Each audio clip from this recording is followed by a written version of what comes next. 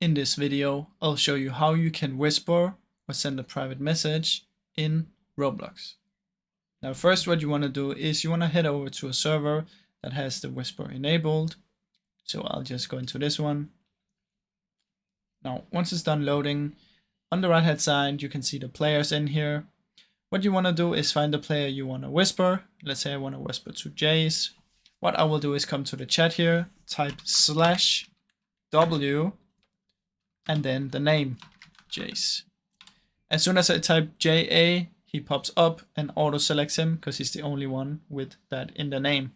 So I can type something, hey, press enter, and then it will be sent to him and only to him. So that's basically how you can do it in Roblox, guys. Now I really hope you enjoyed this video, and if you did, please leave a like and subscribe as it helps me out a ton. Thank you so much for watching.